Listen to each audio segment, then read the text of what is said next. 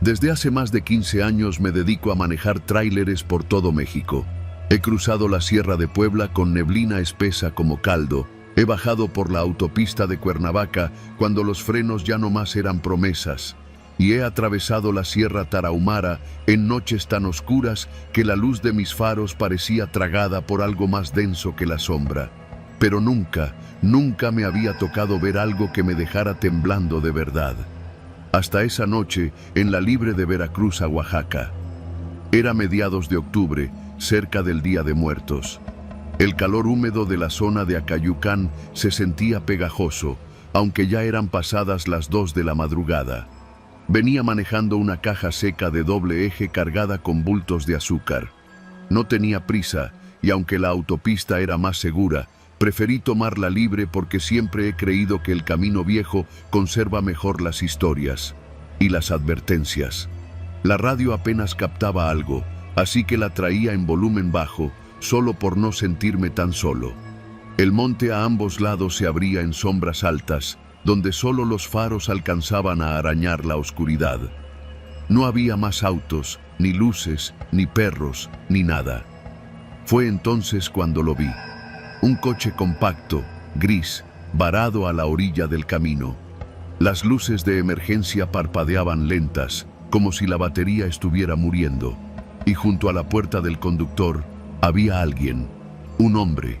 Me hizo señas con los brazos, lentas y pesadas, como si apenas pudiera mantenerse en pie. No era raro ver accidentes o vehículos descompuestos en esa carretera, así que frené poco a poco, con cuidado de no patinar. Me orillé a unos 20 metros, puse las intermitentes y bajé del tráiler. Llevaba una lámpara en el cinturón, así que la encendí y caminé hacia él. ¿Todo bien, jefe?, grité mientras me acercaba. Pero el tipo no respondió. Solo seguía levantando los brazos de forma errática, como si le costara trabajo mantenerse de pie. La luz de mi lámpara lo alcanzó. Ahí fue cuando me detuve. No era que estuviera malherido, era otra cosa. Tenía la ropa rota, sí, pero su piel, incluso desde esa distancia, se veía rara. No sucia, no llena de sangre, no. Era como ceniza mojada, como si hubiera salido arrastrándose de entre carbones apagados. La cabeza la tenía ladeada hacia un lado y la mandíbula parecía caída, colgando apenas por un lado. Y sus ojos, eso fue lo que más me sacó de onda. Estaban completamente en blanco, pero no como los de un ciego, sino como si no hubiera nada atrás. Di un paso más. Fue entonces cuando ese hombre se dejó caer de rodillas, luego de manos, y sin decir palabra empezó a arrastrarse hacia el monte. No caminó, no gateó, se arrastró, con movimientos torpes pero veloces, como una araña mal hecha. La cabeza le colgaba mientras se deslizaba por el suelo con las manos abiertas, torcidas como si los dedos se le hubieran quebrado hace mucho. Me quedé congelado. No supe si regresarme al tráiler o si gritar. La linterna temblaba en mi mano y me di cuenta que yo también lo hacía. El cuerpo desapareció entre la maleza del monte sin hacer un solo ruido. Ni una rama crujió, solo se fue, como si el monte lo hubiera jalado. Corrí de regreso al tráiler, cerré las puertas, le metí cambio y arranqué tan rápido como pude. Manejar en una libre a esas velocidades no es cosa de tontos, pero en ese momento me valía madres. No llamé a nadie. No paré hasta llegar a un retén militar cerca de Matías Romero.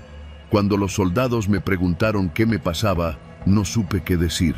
Solo les dije que había visto algo raro en la libre. Uno de ellos, un muchacho joven, me miró serio y luego bajó la voz. ¿Dónde fue, patrón? Como a 1 hora antes de llegar aquí, le dije, aún con las manos sudadas en el volante. El soldado se me quedó viendo un momento. No se regrese por ahí. No pare por nadie, ¿me oye? Ni aunque vea que alguien se está muriendo. Ya han sido varios los que cuentan cosas parecidas. Y hay unos que ya no regresan. No quise saber más. A la mañana siguiente, cuando el sol ya calentaba fuerte, regresé por la misma ruta. No había ni coche varado ni huellas de nada, como si todo lo que vi fuera parte de un mal sueño. Pero no lo fue, porque desde esa noche Cada vez que paso por una libre después de medianoche, me pasa lo mismo. De reojo, en los espejos, veo a alguien que se arrastra detrás del tráiler. No lo veo claro, nunca lo veo de frente, pero lo siento. Y a veces, cuando me orillo para dormir un rato, oigo ruidos en la grava, como manos arañando el asfalto, como uñas largas que rascan el metal de la caja. Una vez, incluso, alguien tocó 3 veces la puerta de mi cabina. No abrí, no moví ni un dedo. Me quedé en silencio, conteniendo la respiración. Afuera, algo respiraba, hondo, lento, como si oliera. Desde entonces, ya no viajo de noche.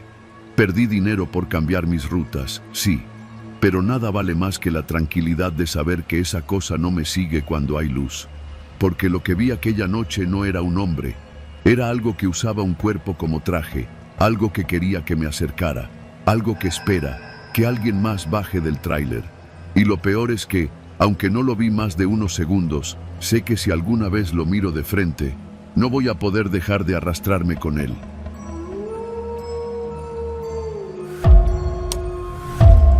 A mí nadie me tiene que contar lo que es el miedo.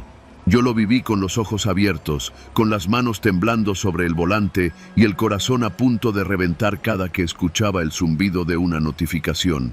Y no fue en una casa vieja, ni en un cementerio, ni en un pueblo fantasma. Fue en mi propio carro. Un Tsuru rojo modelo 1998, el mismo que mi papá me prestó mientras te estabilizas, mijo, después de que troné con mi ex y me salí del departamento en Guadalajara.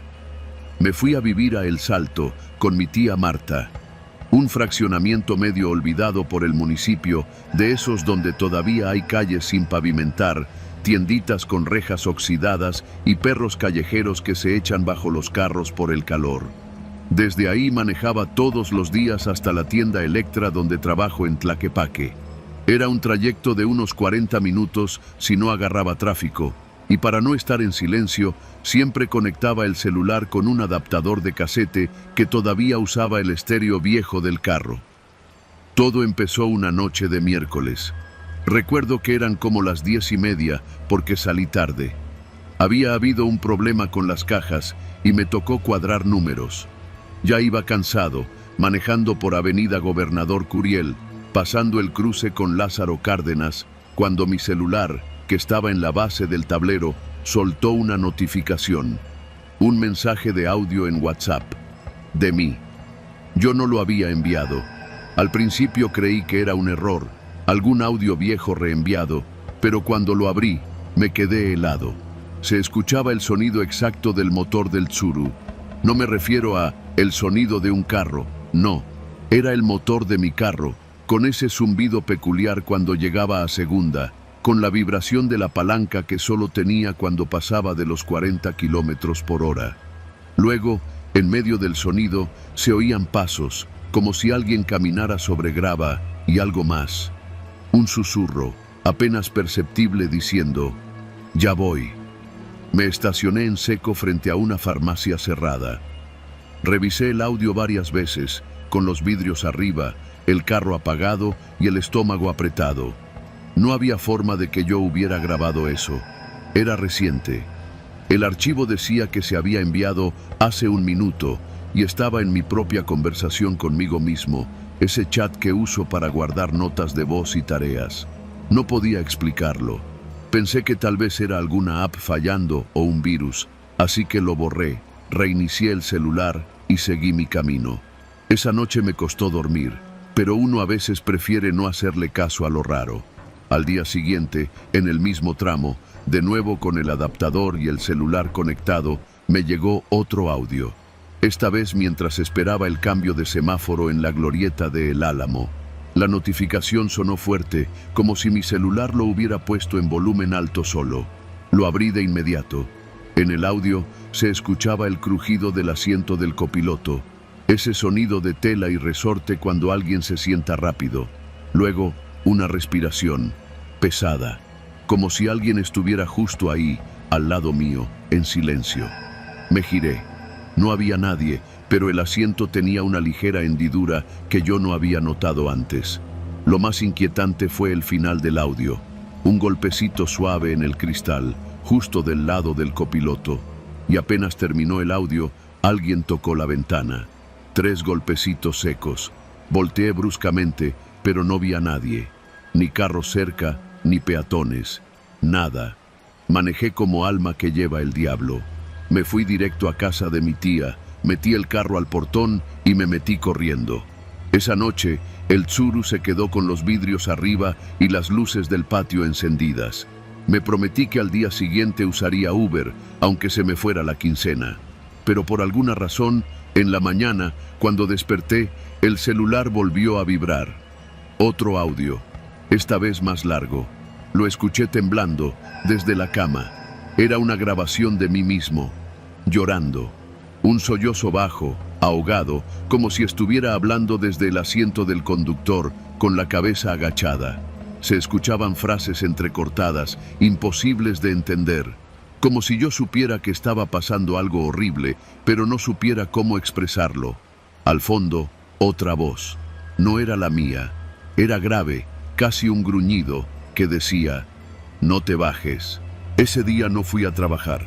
Apagué el celular, lo reinicié en modo seguro, desinstalé WhatsApp, Telegram, todas las apps de mensajería. Nada sirvió. Los audios seguían llegando, y todos solo cuando me subía al carro. Empecé a notarlo más claramente. Los audios parecían grabados desde adentro del vehículo, desde mi asiento, o desde el asiento del copiloto. Algunos eran solo respiraciones, otros eran ruidos extraños, un dedo golpeando el tablero, uñas arrastrándose por el parabrisas, murmullos apenas audibles. Uno tenía una risa, la mía, pero distorsionada, burlona, como si me estuviera viendo desde otro lugar. Cometí el error de enseñárselo a mi tía, una señora de esas que te rezan el rosario sin avisarte. Lo escuchó y palideció. Este carro ya traía algo, mijo. ¿Lo bendijiste cuando te lo prestaron? No, no lo había hecho, ni me pasó por la cabeza. ¿Quién bendice un Tsuru viejo? Esa noche soñé que manejaba en una carretera sola, oscura. A mi lado, un hombre sin rostro. Todo su cuerpo era una silueta negra, pero sentía su presencia. Supe que me iba a llevar a algún lado, que no había vuelta atrás. Desperté con el celular en la mano, la pantalla desbloqueada. Un nuevo audio. ¿Ya viste quién va contigo? Ese día decidí que tenía que deshacerme del carro. No podía más. Lo llevé a un lote de carros usados en Tonalá, y aunque me dieron una baba por él, lo dejé. Me regresé en camión, con los audífonos puestos y el celular en modo avión. Pensé que había terminado. Pasó una semana. Nada. Dormí tranquilo. No más audios, no más ruidos. Hasta que un viernes por la noche, saliendo del Oxxo, vi el Tsuru estacionado frente a la tienda. El mismo. Mis stickers en el medallón, mis rayones en la defensa. Un tipo se subió, un chavo joven, como de mi edad. Iba solo. Me acerqué un poco, en shock, como si viera a un ex que no esperaba ver. No sabía si advertirle, pero el tipo encendió el carro, puso música y se fue. Me quedé ahí parado. Esa noche, mi celular vibró. Otra vez. Un último audio. Era mi voz, pero no desde el asiento, desde fuera del carro, como si estuviera en la banqueta, viendo cómo alguien más se alejaba. Y al fondo, justo antes de que el audio terminara, la voz de siempre, esa voz que ya no podía olvidar, murmuró algo nuevo, con tono de risa amarga. Tú te bajaste, pero él no. No he vuelto a manejar desde entonces. Y aunque vendí mi celular y cambié de número, a veces, en las madrugadas, cuando la ciudad está en silencio y todo parece dormido, escucho algo que me hiela la sangre, el sonido inconfundible de un motor viejo pasando frente a mi casa, lento, como buscando algo, como si supiera que algún día me volveré a subir.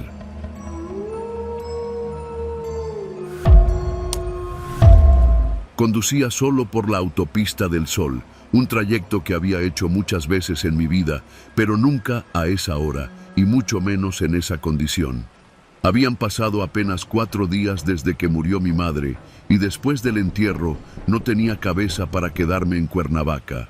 Todo me asfixiaba, el calor, el silencio, los familiares que solo aparecen cuando alguien muere. Mi plan era llegar a Acapulco para quedarme unos días en el departamento que rentábamos de vez en cuando. No iba por turismo, mucho menos por despejarme. Solo necesitaba estar lejos. Eran casi las 2 de la madrugada. No lo sabía por reloj, sino porque el locutor de Radio Fórmula acababa de decir la hora antes de pasar a una noticia sobre un accidente en el kilómetro 108, justo por donde iba. La noche estaba completamente despejada, ni una nube, y sin embargo, no se veía la luna. Lo noté cuando pasé junto a un Oxxo cerrado, algo raro para esas tiendas, y miré hacia el cielo esperando ver la luna llena que había iluminado el camino antes de salir de Cuernavaca. Pero no estaba, solo el firmamento negro, como si alguien la hubiera borrado. Fue entonces que me di cuenta de lo otro. Los postes de luz, los que van marcando la orilla de la carretera, se apagaban uno por uno en cuanto yo pasaba. No era como esos apagones generales donde se va todo. Era distinto, preciso, metódico. Cuando mi coche se aproximaba a un poste, la luz parpadeaba apenas un segundo, y luego se extinguía. El siguiente, lo mismo. Y así, uno tras otro. No me detuve. Por dentro me dije que debía ser una falla eléctrica, un cortocircuito. Pensamientos lógicos que uno se repite para no darle poder al miedo. Pero el cuerpo no miente.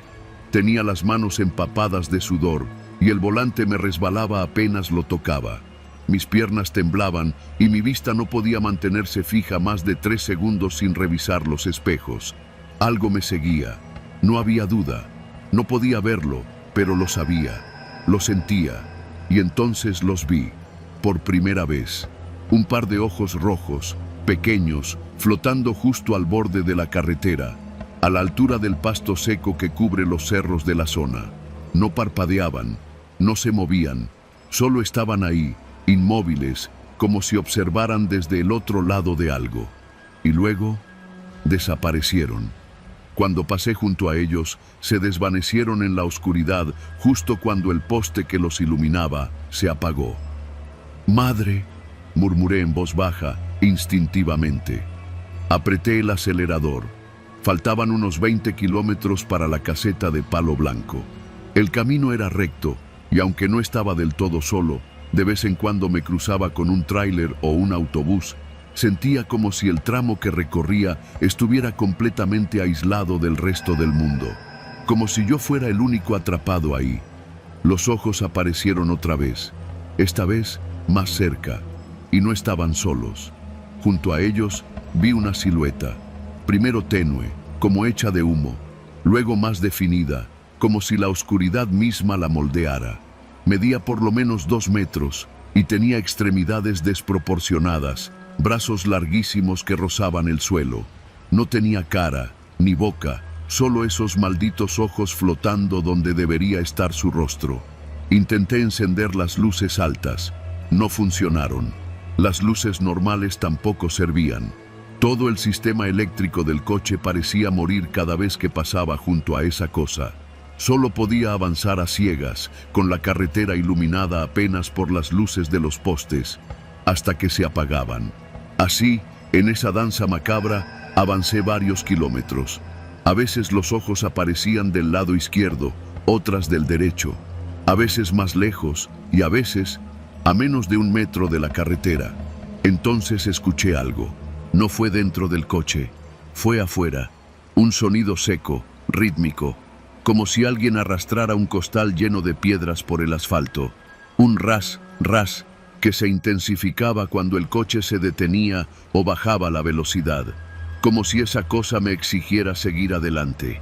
Como si detenerme significara algo peor. Vi el letrero de salida hacia Tierra Colorada. Y justo ahí, las luces dejaron de apagarse. Por primera vez en muchos minutos, sentí un falso alivio. Pensé que lo había dejado atrás, que fuera lo que fuera, no había podido seguirme más allá de ese tramo. Pero entonces, algo cayó sobre el techo del coche. No fue un golpe fuerte, fue más como un deslizamiento, como si algo se hubiera dejado caer desde arriba o desde el aire y se aferrara al auto con garras.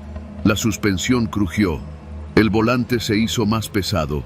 La dirección comenzó a vibrar, como si el pavimento se rompiera bajo las llantas. Y ahí, con las luces ya estables, lo vi. No en la carretera, en el retrovisor. Esa cosa estaba encima del coche. No me preguntes cómo lo sabía si no tenía rostro. Solo lo sentía. Estaba mirando dentro del coche, hacia mí, como si hubiera esperado todo ese trayecto para acercarse, para subirse sin que me diera cuenta. Tomé la desviación hacia la gasolinera más cercana. Frené de golpe. Bajé sin apagar el motor. Y no vi nada sobre el techo. Nadie.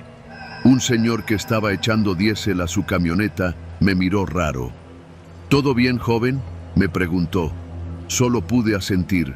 Fui al baño, me lavé la cara y al salir le pregunté al despachador si conocía algo raro de esa zona. Me miró un segundo y no respondió, pero su expresión fue suficiente. Sabía de qué hablaba. Volví al coche con las piernas tambaleantes. El camino hasta Acapulco fue tranquilo después de eso. Las luces dejaron de apagarse. No vi más ojos, no escuché más arrastres, pero al llegar al departamento encontré algo que me rompió el alma. En la puerta, pegado con cinta, había un sobre viejo, sin remitente. Solo mi nombre escrito a mano con letra temblorosa. Adentro, una hoja amarilla, doblada en 4, y una nota en voz de mi madre.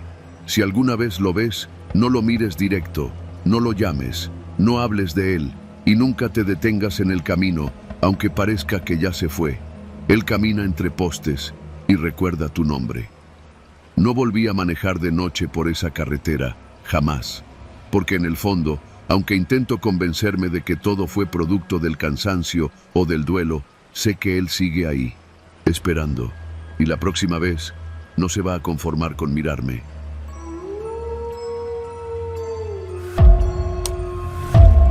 Nunca he sido de los que creen en cosas sobrenaturales. Yo soy chofer de tráiler y uno aprende rápido a no hacerle caso a los cuentos que se oyen en la carretera. Que si una mujer vestida de blanco que se aparece en la curva, que si luces que te siguen desde el cielo, que si niños fantasmas pidiendo ride. Puras jaladas, pensaba yo, hasta que me pasó lo del tráiler sin conductor. Mi nombre es Emiliano Rodríguez y llevo manejando tráiler desde los 19 años. Hoy tengo 43. Siempre he trabajado con carga pesada, sobre todo entre Veracruz y el norte del país. Esta historia empezó hace poco más de un año, en mayo, cuando me ofrecieron un viaje urgente desde Minatitlán hasta Chihuahua. Era buen dinero, más del doble de lo normal, pero el detalle es que debía hacerse de noche, sin paradas largas.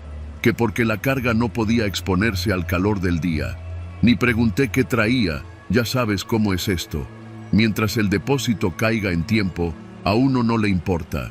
Me dieron una caja cerrada con sellos y me dijeron que no la abriera. Según esto, traía equipo quirúrgico. A eso de las 9 de la noche salí de la bodega con el tanque lleno y 2 termos de café. Tomé la carretera federal 180 y comencé el recorrido como cualquier otro. Escuchaba mis corridos en la radio, cantaba para no dormirme. Me detuve por ahí de las 12 para mear junto a unos árboles. En ese momento fue la primera vez que lo vi. A lo lejos, por el retrovisor, venía un tráiler sin luces. Ni faros, ni luces de posición, nada. Apenas se veía la silueta. Me llamó la atención porque no emitía ningún sonido de motor, pero se mantenía a una distancia constante detrás de mí, como si no tuviera intención de rebasar. Pensé que a lo mejor el conductor tenía problemas eléctricos o algo así, pero me pareció raro que no activara ni los intermitentes. Aceleré un poco para dejarlo atrás. Casi una hora después, me encontré con una caseta cerrada en un tramo abandonado de la autopista cerca de Tierra Blanca. La barrera estaba caída y se notaba que no pasaba nadie por ahí desde hacía años. Según mi GPS, debía haber una estación de servicios, pero todo estaba apagado, como si hubiera sido clausurada hace tiempo. Me bajé a revisar los frenos del tráiler porque empecé a sentir una ligera vibración en el volante. Nada fuera de lo normal. Me subí de nuevo, di vuelta al retrovisor y ahí estaba otra vez. El mismo tráiler sin luces, estacionado justo detrás del mío, a escasos 5 metros. Un Kenworth rojo, viejo, con la pintura despintada y oxidada. No tenía placas. Me bajé encabronado, dispuesto a gritarle al conductor por seguirme sin razón. Me acerqué hasta la puerta del tráiler y no había nadie, ni dentro ni fuera. La cabina estaba vacía, los asientos rotos, el volante cubierto de polvo y lo peor, no había motor. Solo un hueco con restos de tierra y raíces secas, como si el cofre hubiera estado abandonado por años. Traté de no paniquearme. A lo mejor es una broma pesada de alguien, pensé. Me regresé al mío, lo encendí y aceleré como alma que lleva el diablo. No miré atrás, pero no importó.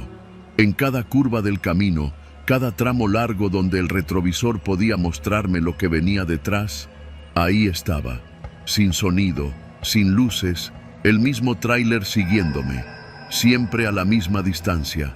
A veces lo veía más cerca, como si flotara en vez de rodar. Llegué a Córdoba con los nervios destrozados. Me estacioné frente a una gasolinera abierta y bajé a tomar aire.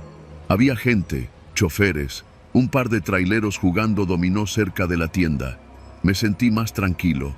Pensé que era el cansancio, que había alucinado. Comí un tamal en hojas de plátano y me serví otro café. Me asomé al fondo del estacionamiento. Vacío. Nada me seguía. Respiré profundo y le llamé a mi esposa. No le conté nada, solo le dije que la amaba y que en unos 2 días estaría de regreso. Ya en la madrugada retomé el camino. Todo iba bien hasta que pasé Zacatecas. El radio comenzó a hacer un ruido extraño, como si alguien hablara en un susurro. Pensé que era interferencia, pero entonces se escuchó claramente una frase que jamás olvidaré. Nunca he sido de los que creen en cosas sobrenaturales. Yo soy chofer de tráiler y uno aprende rápido a no hacerle caso a los cuentos que se oyen en la carretera. Que si una mujer vestida de blanco que se aparece en la curva, que si luces que te siguen desde el cielo, que si niños fantasmas pidiendo ride. Puras jaladas, pensaba yo, hasta que me pasó lo del tráiler sin conductor. Mi nombre es Emiliano Rodríguez y llevo manejando tráiler desde los 19 años. Hoy tengo 40. No vas a dejarlo atrás. Volteé instintivamente al retrovisor. No se veía nada. Estaba completamente solo en la autopista. El silencio me envolvió durante varios kilómetros, hasta que empecé a notar algo aún más inquietante. Mi sombra. La sombra de mi tráiler proyectada por la luna tenía otra forma, como si fuera más larga, más pesada, con una caja más grande. La sombra no correspondía con lo que yo manejaba. Aceleré y lo vi de nuevo. El tráiler rojo, pero esta vez estaba encima de mí, reflejado en los cristales de los letreros verdes, en los espejos retrovisores de otros vehículos y, peor aún, en el parabrisas. Podía verlo por el rabillo del ojo, como si su reflejo se colara en todos los ángulos donde no debía aparecer. No quise detenerme. Seguí de largo hasta Durango. Cada vez que pensaba que lo había dejado atrás, se manifestaba de otra forma. Un golpe seco en la caja, luces que parpadeaban aunque las tuviera apagadas, voces ahogadas en el estéreo y una sensación en el pecho, como si algo me estuviera presionando los pulmones. Finalmente llegué a Chihuahua. La bodega estaba en una zona industrial vacía, un terreno sin pavimentar rodeado de fábricas apagadas. Cuando llegué, no había nadie. Ni un guardia, ni un velador, nada. Solo una pequeña puerta abierta y un letrero colgado. Dejar carga y retirarse. Sin firmas, sin sellos. Eso no era normal. Aparqué como pude, bajé, abrí la caja para comprobar si al menos tenía lo que me habían dicho, pero lo que vi ahí me quitó el aliento. Cajas negras, todas con símbolos pintados a mano, como glifos antiguos o prehispánicos. Y en el centro, una figura cubierta con tela, como una especie de estatua de obsidiana. Me atreví a levantar un poco el paño, y juro por mi madre que vi una cara con cuernos, los ojos cerrados, pero viva. Sentí que me observaba desde dentro, sin abrir los párpados. Cerré la caja de golpe y salí corriendo. Desde entonces, todo cambió. Regresé a Veracruz pensando que todo había terminado, pero no. El tráiler rojo comenzó a aparecer en otros lugares, a veces detrás de mí cuando iba al Oxxo, a veces reflejado en los vidrios de la tienda, aunque yo no estuviera manejando. Una noche, mientras dormía, escuché el sonido de un claxon viejo, largo, ronco. Me asomé a la ventana de mi casa, y ahí estaba, estacionado frente al portón, sin luces, con la cabina vacía. Mi esposa no lo vio, mis hijos tampoco. Fui con un padre, me echó agua bendita, rezó, bendijo mi casa, pero no sirvió de nada. El tráiler me sigue. Lo he visto en sueños, en charcos de agua, en fotografías donde no debería estar. Ya no importa qué camino tome, no importa si cambio de celular, de ruta, de trabajo, siempre está detrás de mí. La semana pasada fui al médico porque ya no puedo dormir. Me dijeron que mi presión está por los cielos, que tengo algo llamado trastorno de ansiedad severa. No les creo, no es mi cabeza, no me lo estoy imaginando. Anoche, una vecina me mandó una foto por WhatsApp. Era de la cámara de seguridad frente a mi casa. Se veía mi carro y detrás, estacionado a medio metro, el maldito tráiler rojo, sin conductor, sin placas, sin motor. Hoy es la última vez que escribo esto. Voy a regresar a Chihuahua, a la bodega aquella. Algo me dice que lo que llevé esa noche nunca debía haberlo transportado. Algo se quedó pegado a mí y no me va a soltar. Pero antes quiero dejar esto escrito, por si no regreso, por si alguien lo ve también. Si estás en la carretera y ves un tráiler viejo, rojo, sin luces, siguiéndote a la misma distancia, no frenes, no mires atrás y sobre todo, nunca te detengas a ver si hay alguien manejando, porque no lo hay y aún así, te sigue.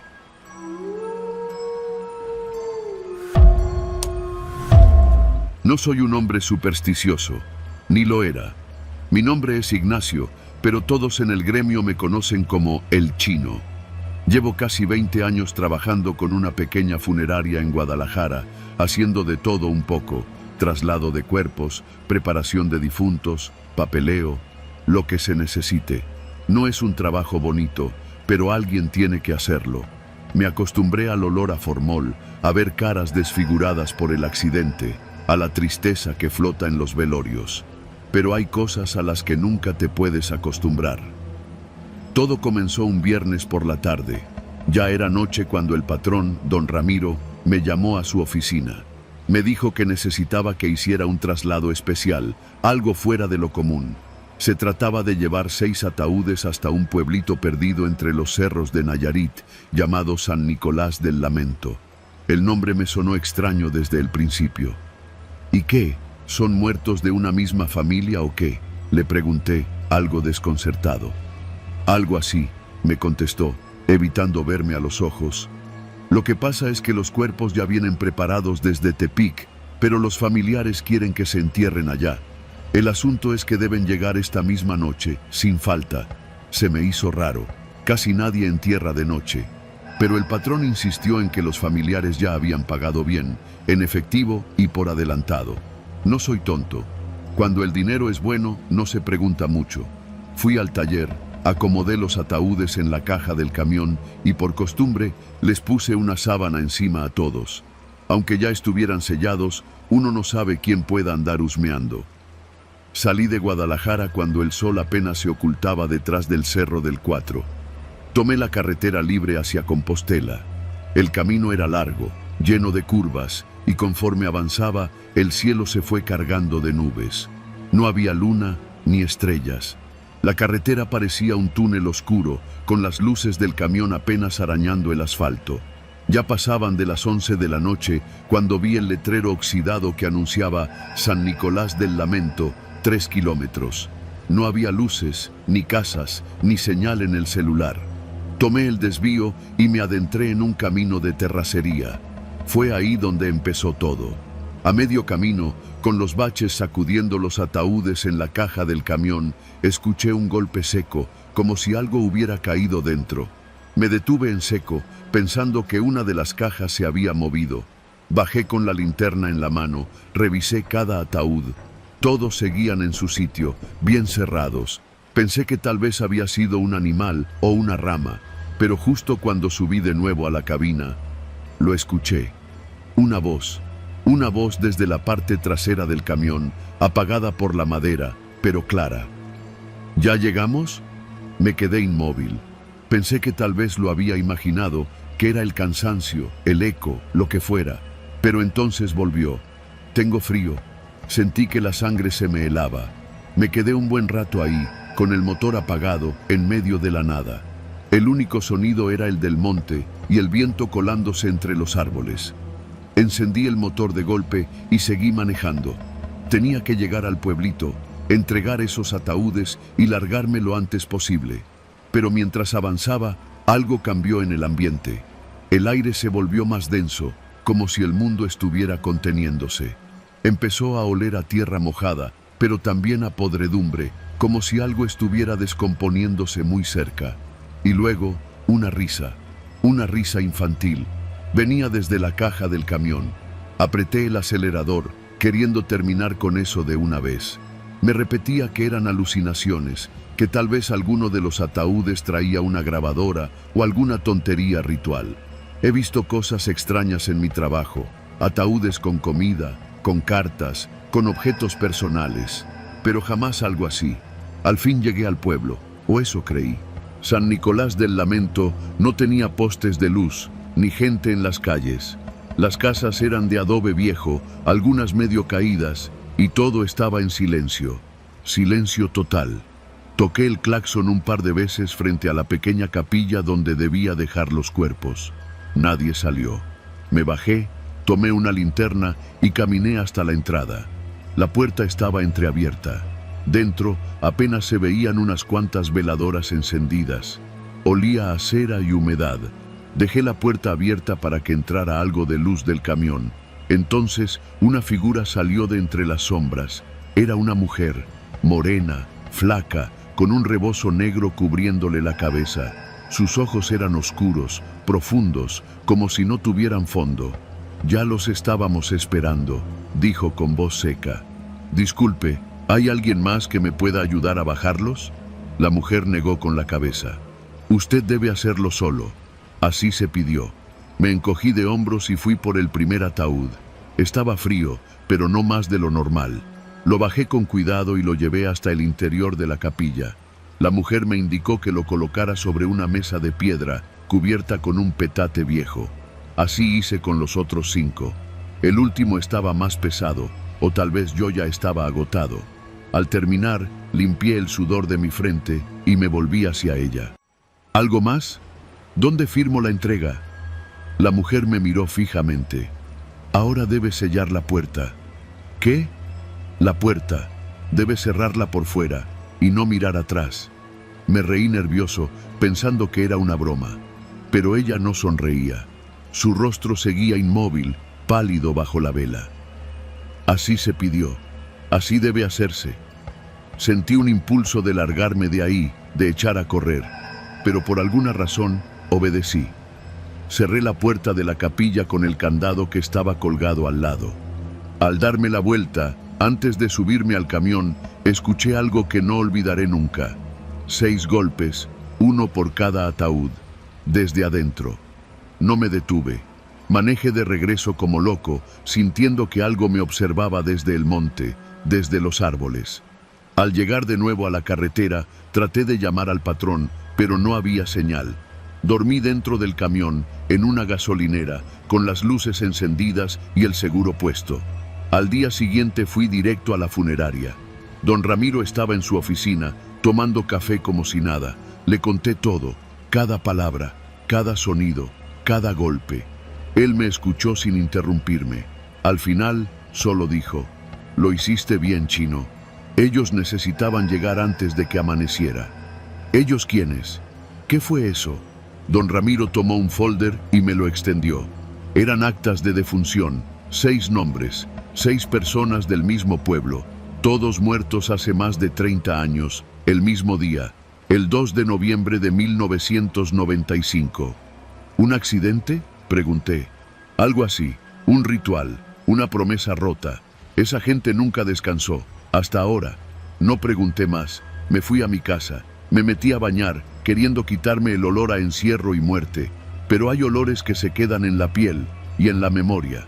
Desde entonces no acepto encargos nocturnos, y cuando paso por algún pueblito olvidado, me aseguro de no mirar mucho, porque a veces, entre las sombras de la carretera, creo ver una silueta parada, como esperando algo, como si aún faltara uno por llegar. Y a veces, en mis sueños, escucho esa voz. ¿Ya llegamos? Yo solo respondo lo mismo. Todavía no, pero pronto, muy pronto.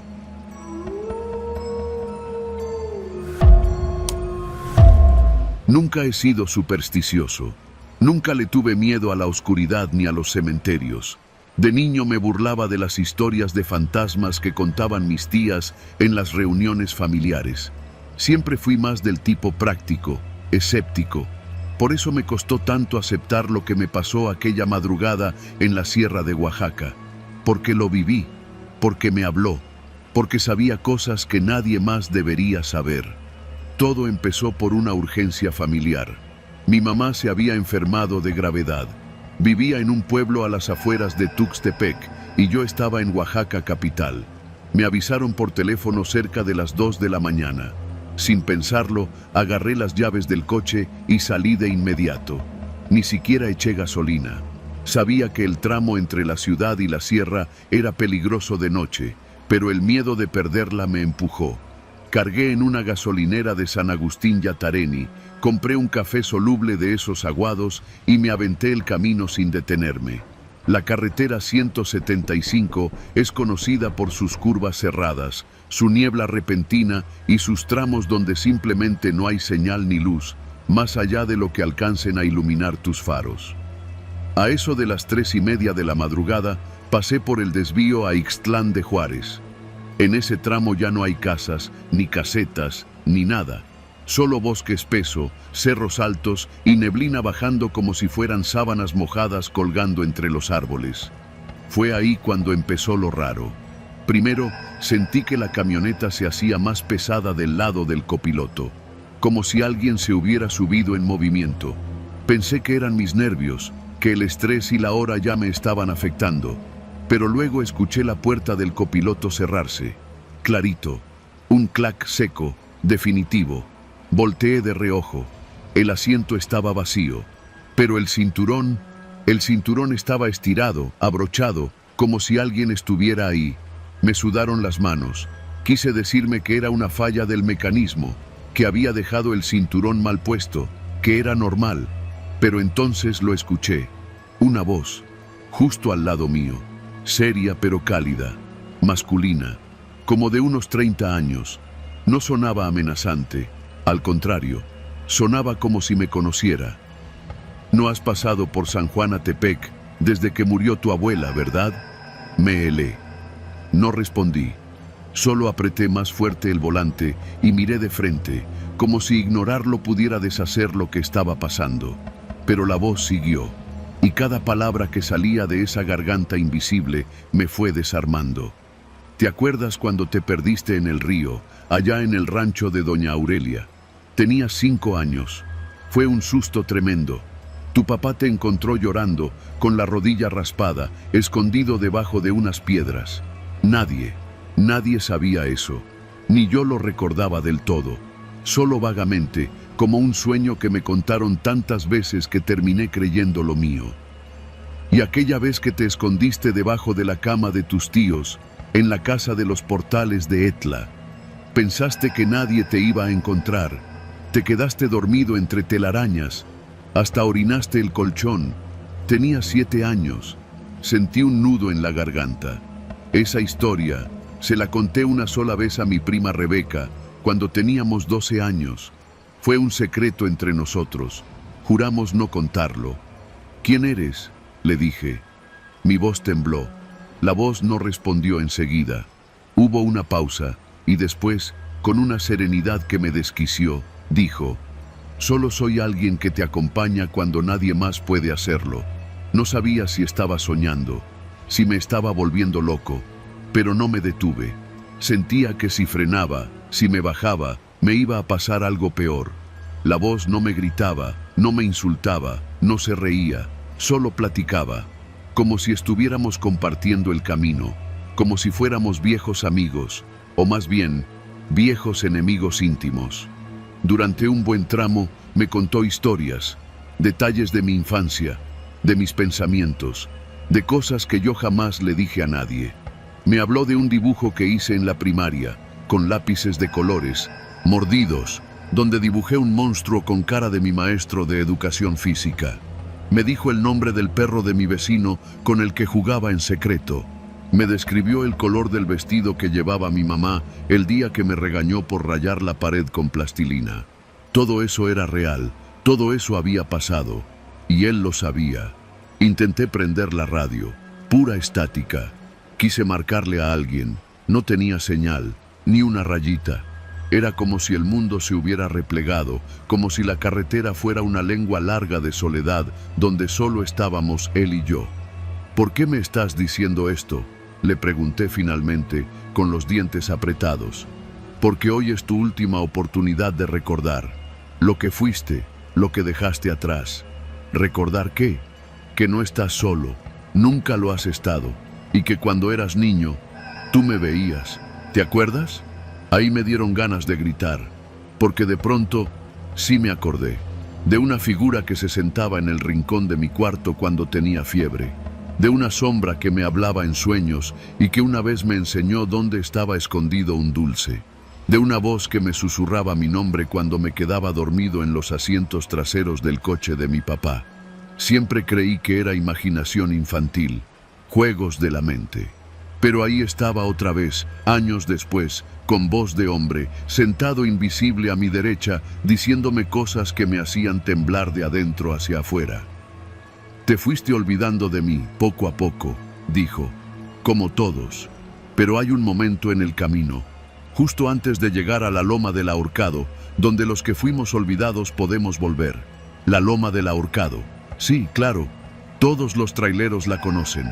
Es una curva peligrosa entre los cerros, donde hace muchos años colgaron a un ladrón.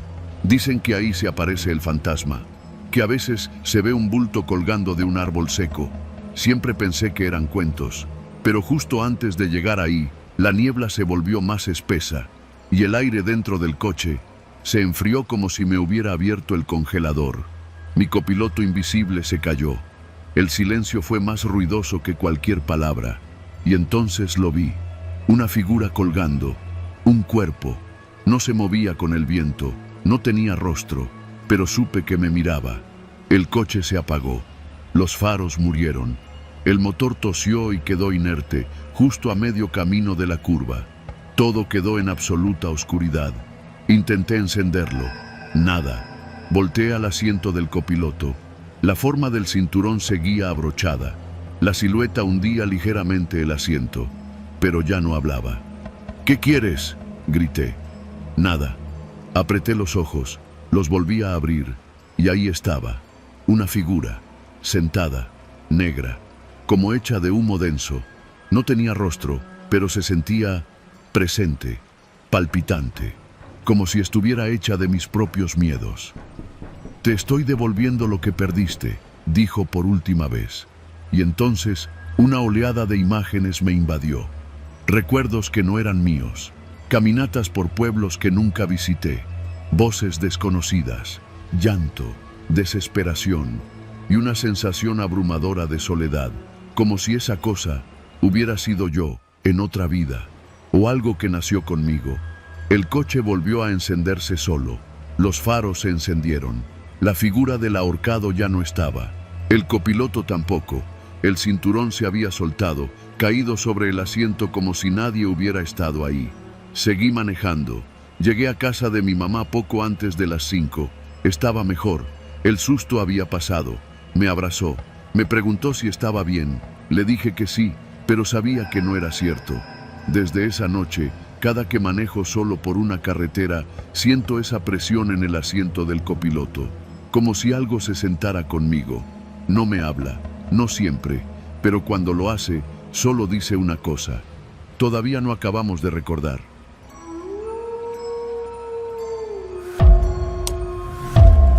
Cuando salí de Tehuacán aquella noche, no tenía idea de lo que me esperaba. Solo sabía que tenía que llegar a Oaxaca antes del amanecer. Mi mamá había enfermado de gravedad y mis hermanas estaban esperándome en el hospital civil. Había salido tarde de la base de carga porque el supervisor se empeñó en revisar todo el camión antes de dejarme ir, y aunque ya estaba descargado, no me dejaban salir hasta firmar el control de salida. Eran casi las 11:30 cuando arranqué la camioneta Nissan blanca, vieja pero resistente, con la que hacía entregas para una empresa de abarrotes. Decidí irme por la carretera de Cuacnopalán rumbo a Nochixtlán, una ruta que conocía de memoria pero que a esa hora, con todo oscuro y los cerros rodeándote por ambos lados, se sentía como un abismo. Tenía el estéreo prendido con música ranchera bajita para mantenerme despierto. Llevaba café de Oxxo en un termo grande que ya estaba tibio, y aunque no me gusta mucho, me ayudaba a no cabecear. Pasando el kilómetro 70, las luces de la carretera empezaron a escasear. Ya no había casetas ni patrullas, solo el zumbido del motor, el golpeteo leve del viento y los faros alumbrando la cinta negra que parecía tragarse todo. Entonces empezó a sentirse el frío, y no era un fresco normal de madrugada. Era un aire helado, seco, como cuando abres un congelador antiguo. Se metía por las rendijas del tablero, aunque traía las ventanas cerradas. Revisé que el aire acondicionado estuviera apagado, y así era. Pensé que quizá venía un frente frío, aunque en Oaxaca no suelen pegar tan fuertes. Poco después, cuando el reloj marcaba la medianoche, vi a una niña parada al borde de la carretera. No tendría más de 7 años. Estaba sola, vestida con un camisón blanco largo, como de hospital o de escuela vieja. No hizo ningún gesto. Solo estaba ahí, de pie, mirando hacia mi camioneta. No había casas cerca, ni ranchos, nada. Pasé de largo. Mi primer impulso fue frenar, pero algo en mi cuerpo se tensó, como si algo me advirtiera que no debía detenerme. Me quedé con la imagen de la niña clavada en la cabeza, hasta que los faros ya no la alcanzaban. Y entonces, sin razón aparente, la radio empezó a sacar un ruido raro, como un zumbido mezclado con estática. Pensé que era por la señal del cerro, pero al querer bajarle el volumen, la perilla no reaccionaba. Fue ahí cuando un viento gélido se coló dentro de la cabina. No puedo explicar cómo. Todo estaba cerrado, pero lo sentí, como si alguien abriera la puerta de una morgue. El aire se volvió denso, me costaba respirar, y justo en ese instante vi cómo aparecieron unas marcas de manos pequeñas en el parabrisas. No venían de afuera, estaban por dentro. 5 dedos delgados, perfectamente delineados, como si una criatura diminuta hubiera apoyado sus palmas desde el interior del cristal empañado. Frené de golpe. El café se me derramó en los pantalones y casi suelto el volante. Las marcas seguían ahí, frescas, como si se acabaran de formar. No escuché ninguna puerta abrirse. No sentí movimiento en la cabina, pero las manos estaban ahí.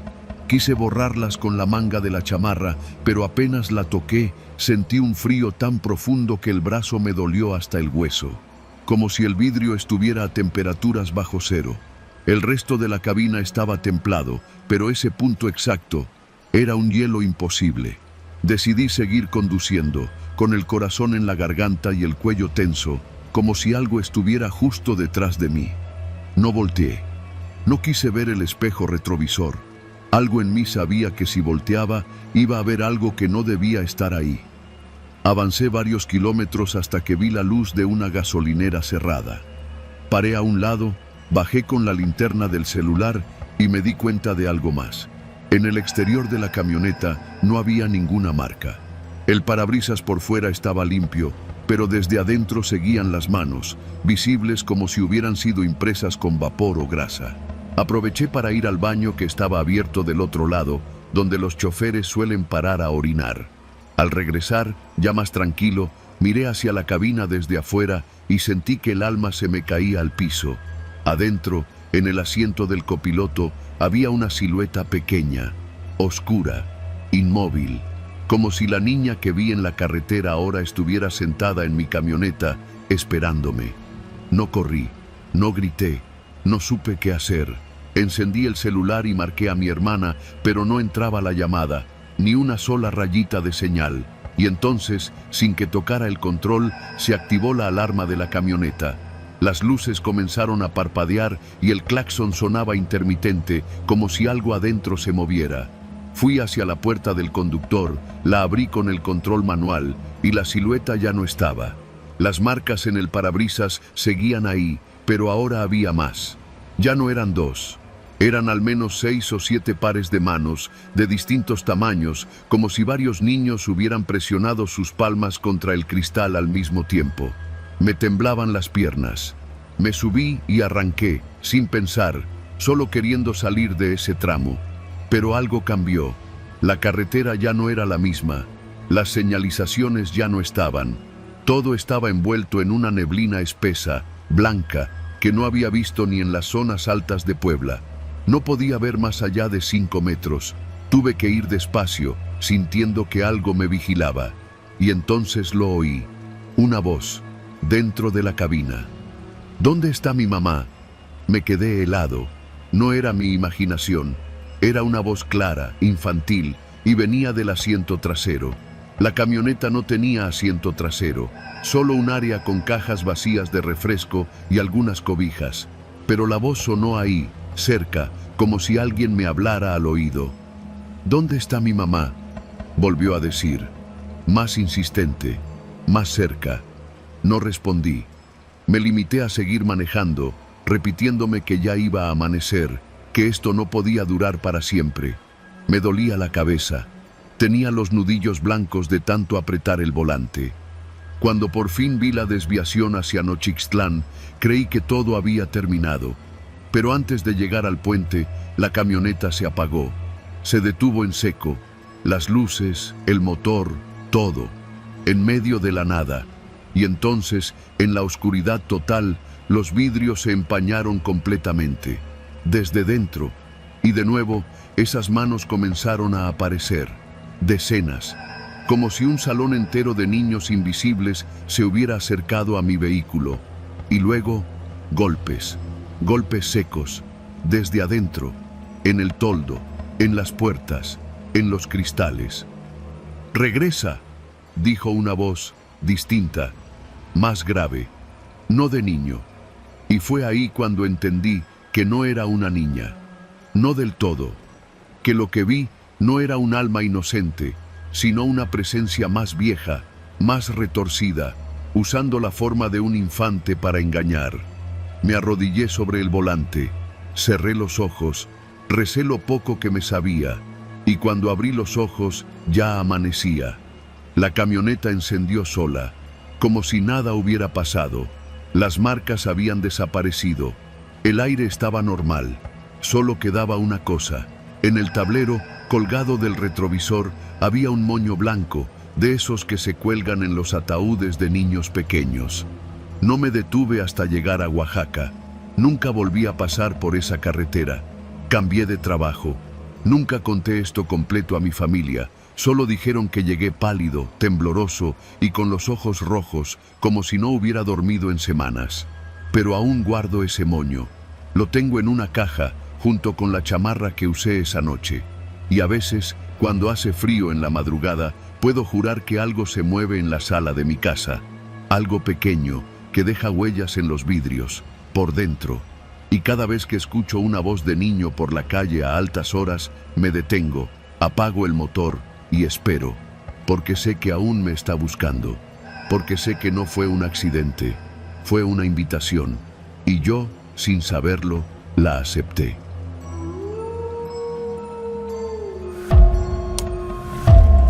Nunca he creído en las cosas que no se pueden tocar, ver o explicar con lógica. Crecí en un rancho cerca de Chignahuapan, entre vacas, tierra mojada y el frío que cala hasta los huesos. Ahí uno aprende que las historias de aparecidos y brujas sirven más para espantar niños que para asustar a un hombre ya curtido por la vida. Eso pensaba, al menos, hasta esa madrugada maldita en que tomé el camino equivocado por la Sierra Norte de Puebla. Era noviembre, justo después del Día de Muertos. Había ido a Teciutlán a dejar unos muebles que me encargaron llevar desde la Ciudad de México.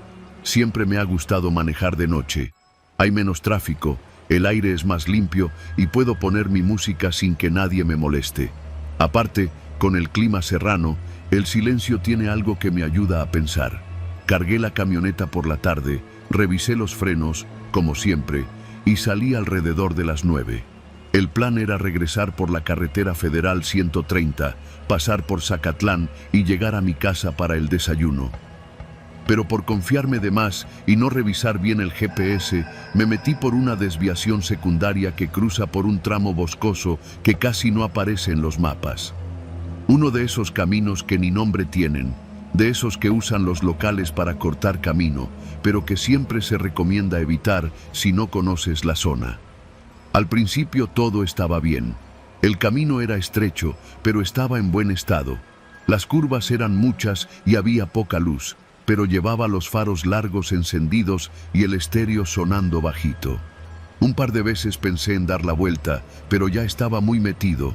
Además, no sentía miedo, solo una incomodidad ligera, como cuando entras a una casa ajena y sientes que no te quieren ahí. Fue alrededor de las 2 de la madrugada cuando empezó la neblina. Primero eran apenas hilos flotando entre los árboles, como humo que se estira, pero en menos de 10 minutos se volvió tan densa que ya no podía ver más allá de 5 metros. La luz de los faros se rebotaba contra la bruma y el aire tenía un olor extraño, como a tierra húmeda mezclada con incienso rancio. Abrí un poco la ventana y lo confirmé. Ese aroma no era natural. Era parecido al copal, pero más agrio, como si estuviera quemado desde hace días. Reducí la velocidad a menos de 30 por hora. Empecé a notar que el bosque a los lados del camino ya no sonaba. No había grillos, ni ranas, ni siquiera el susurro del viento. Solo el murmullo del motor, mis propios latidos y la maldita neblina que parecía hacerse más espesa con cada kilómetro. Fue entonces cuando los vi. Pensé que era una ilusión óptica, un reflejo causado por la niebla o algún poste viejo, pero no. Eran autos. Una fila de vehículos antiguos estacionados a un lado del camino. El primero era un Ford de los años 40, con la carrocería oxidada pero reluciente en ciertas partes, como si hubiera sido lavado hace poco. Luego seguía un camión de pasajeros, de esos que ya no circulan desde hace décadas.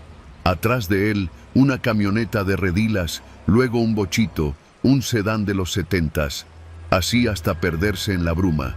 Todos apagados. Todos perfectamente alineados, todos con las ventanas cerradas. Reduje la velocidad hasta quedar casi detenido. Me fui acercando con cuidado, viendo los vehículos uno por uno. Eran muchos. Calculé por lo menos una veintena. No tenían placas visibles. Algunos estaban casi nuevos, otros llenos de óxido. Todos eran modelos antiguos, muy antiguos. Pero eso no fue lo que me heló la sangre, fue la gente dentro de ellos.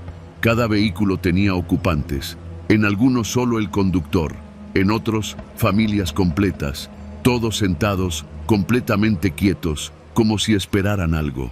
Lo peor fue cuando vi sus rostros, o más bien, cuando me di cuenta de que no tenían ojos. Sus cuencas estaban vacías, no sangraban, no estaban mutiladas, solo vacías, como si nunca hubieran tenido ojos, pero eso no les impedía mirarme.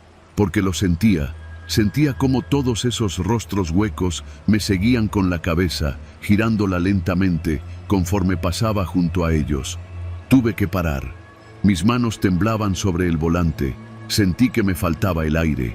Apagué la música, todo quedó en silencio. Solo se oía un golpeteo suave contra la carrocería, como si algo estuviera cayendo. Bajé la mirada. Ceniza. Una fina lluvia de ceniza caía sobre mi parabrisas, no del cielo, sino desde los árboles. Volví la mirada al frente y pegué un brinco. Una niña parada en medio del camino. Vestía un vestido blanco sucio y su cabello le cubría el rostro. Estaba descalza y sus pies parecían hundirse en la tierra como si no pesara nada. No se movía, solo alzaba una mano y señalaba hacia los vehículos. El miedo me paralizó. Quise poner reversa, pero el espejo me mostró algo imposible. Más carros. una fila idéntica a la que tenía enfrente, bloqueando también el camino por donde venía. Y en cada uno, más pasajeros sin ojos, observándome. La niña comenzó a caminar hacia mí, lento,